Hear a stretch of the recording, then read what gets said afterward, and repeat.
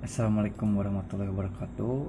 Perkenalkan, nama saya Fajar Firmansyah dari kelas T22 yang saya hormati sebagai dosen pengampu mata kuliah Bisnis Elektro, yaitu dosen Direktur Handas Mutajudin Dani Eskom Mkom.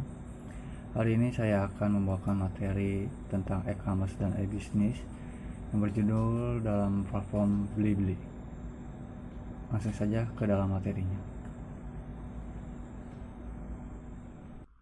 Apa itu e-commerce? E-commerce atau bisa disebut juga dengan elektronik e-commerce. Dalam bahasa Indonesia, perdagangan secara elektronik adalah aktivitas penyebaran, penjual, pembelian, pemasaran produk, barang, dan jasa dengan memanfaatkan jaringan telekomunikasi seperti internet, televisi, atau jaringan komputer lainnya.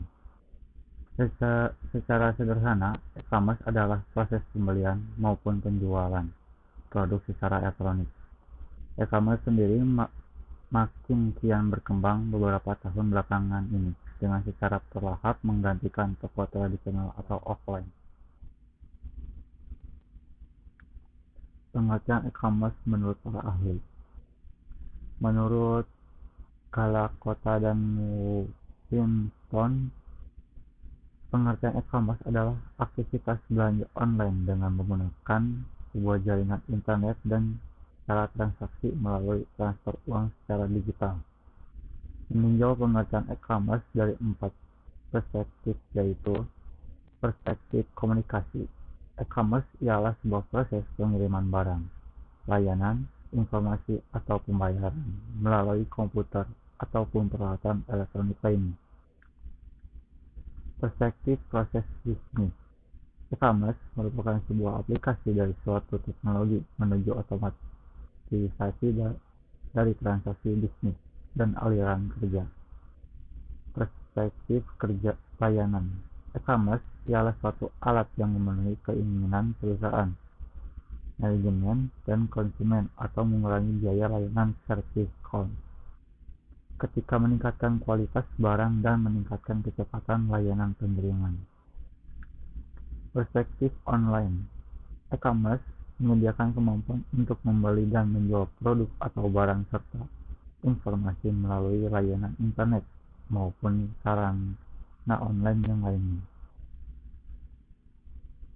Lalu menurut London, pengertian e-commerce adalah suatu proses transaksi jual-beli yang dilakukan oleh pembeli dan penjual secara elektronik dari perusahaan ke perusahaan lain. Dalam transaksi tersebut menggunakan komputer sebagai perantaranya.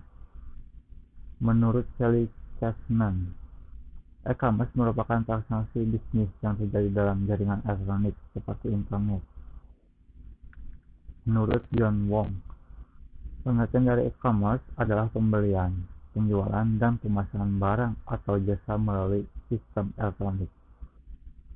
Menurut Maitland Pearson, perdagangan elektronik atau yang disebut juga dengan e-commerce adalah pelaksanakan proses bisnis dengan memanfaatkan jaringan komunikasi dan komputer.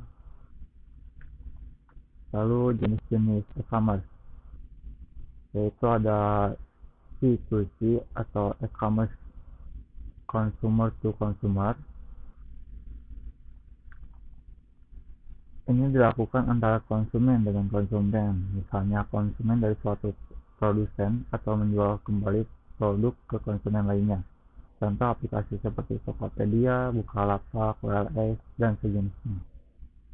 Lalu B2B, kita bisa juga disebut dengan business to business.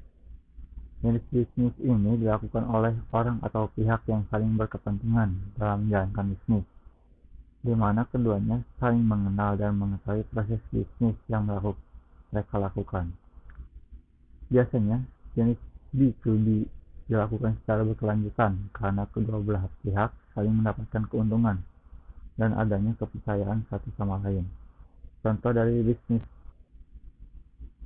to business adalah ketika dua perusahaan mengadakan transaksi jual beli secara online, begitu juga dengan pembayaran yang tersedia menggunakan kartu kredit. Lalu C2B atau consumer to business adalah bisnis antara konsumen dan produsen. Bisnis tersebut dilakukan oleh konsumen kepada para produsen yang menjual produk atau jasa. Sebagai contohnya, konsumen akan memberikan detail produk atau jasa yang diinginkan secara online kepada para produsen. Nantinya, produsen akan mengetahui permintaan tersebut akan menawarkan produk atau jasa yang diinginkan konsumen. Lalu B2C atau Business to Consumer. Jenis e-commerce B2C adalah dilakukan oleh pelaku bisnis dan konsumen.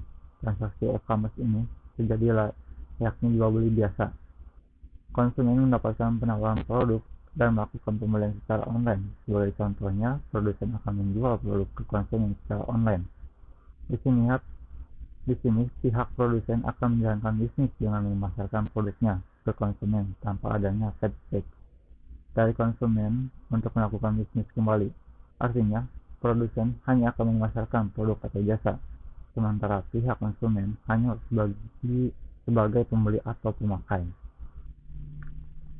Lalu metode pembayaran e-commerce. Pembayaran elektronik.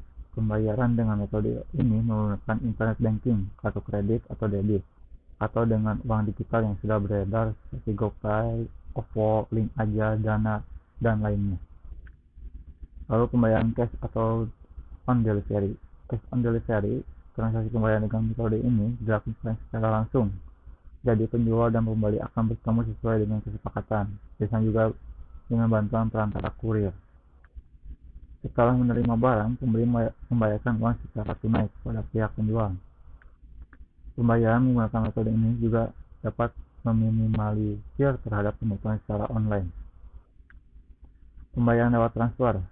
Pihak pembeli akan mentransfer sejumlah uang ke nomor rekening penjual. Setelah membayar, barang baru akan dikirim oleh penjual melalui jasa pengiriman. Lalu manfaat e-commerce yaitu menghemat waktu, lalu dapat mempersingkat waktu produksi, mampu mengurangi biaya operasional, operating cost, pembeli lintas wilayah, selalu buka 24 jam. Lalu mampu meningkatkan market export, mampu meningkatkan consumer loyalty, mampu meningkatkan supplier manajemen persediaan otomatis, mampu mempermudah pembayaran karena dapat dilakukan secara online. Di sini kita akan membahas Blibli. Sejarah marketplace Blibli ini dimulai sejak tahun 2011 silam, tepatnya pada tanggal 25 Juli. Martin Hartono di bawah naungan PT Global Digital Niaga, anak perusahaan Zarum, mendirikan e-commerce untuk memenuhi kebutuhan belanja masyarakat lokal. Meskipun menggunakan kata beli sebagai dasar nama brand, tapi layanan marketplace itu juga bisa dipakai sebagai tempat berjualan. Walaupun untuk menjadi penjual di dalamnya tak semudah di e-commerce lokal seperti Bukalapak, tapi ketatnya kebijakan membuat belanja di Blibli terasa lebih aman dan nyaman. Sejak didirikannya Blibli lebih cocok dikatakan sebagai mall online daripada sebuah situs jual beli, yaitu karena persyaratan menjadi penjual cukup banyak dan lengkap. Apa persyaratan itu menyulitkan? Tentu tidak, karena justru menjadi sebuah cara menghindari penjual nakal atau penipuan. Jenis layanan. Karena dibangun sebagai mall online, Blibli didesain untuk memberikan beberapa jenis layanan, yaitu seperti B2B antar pembisnis, B2C pembisnis ke konsumen, B2B2C pembisnis ke konsumen. Sedangkan jenis C2C atau consumer to consumer tidak disediakan. Apa sebabnya jenis C2C tidak ada? Untuk menghindari berkembangnya fake seller atau penjual bohong yang nakal. Lalu pengiriman barang, ekspedisi. Selain jenis layanan, pengiriman barang di e-commerce Blibli sudah banyak jenisnya dan bisa dipakai untuk barang apa saja. Jasa pengiriman itu diantaranya adalah Blibli Express Service Messenger, jasa pengiriman ekspres milik Blibli, lalu NCC, RPS, ETOBE, JNE, Swiss Logistics, NSS, SAP, Gosen, lalu Grade Expert, si cepat, Beyond Parcel. Sedangkan untuk barang yang ada di luar negeri, kita juga bisa menggunakan pilihan pengiriman internasional yang bisa dilacak melalui pihak call center e-commerce yang tersedia di Blibli. Lalu untuk metode pembayarannya, yang pertama itu bisa menggunakan BliPay, internet banking, kartu debit atau kredit, cicilan no kartu kredit dan cicilan 0% seperti Kredivo, Akulaku, transfer ATM dan virtual akun, uang digital elektronik yang ada link aja, Sakuku, QRIS, GoPay, lalu PayLater, OnClick, Indomaret, Alfa Group atau bisa di Alfamart, Alfamidi, lalu Pos Indonesia, bayar di tempat atau cash on delivery COD. Lalu untuk kelebihannya, yang pertama itu keamanan kenyamanan belanja tingkat tinggi, yang kedua fiturnya terus diupdate, yang ketiga menyediakan banyak cara atau metode pembayaran, jasa pengirimannya banyak bahkan bisa beli di luar negeri pula, tidak akan menemui fak seller, yang keenam seller bisa langsung promosi produknya, yang ketujuh mementingkan stabilitas, yang kedelapan kebijakan ketat dan jelas.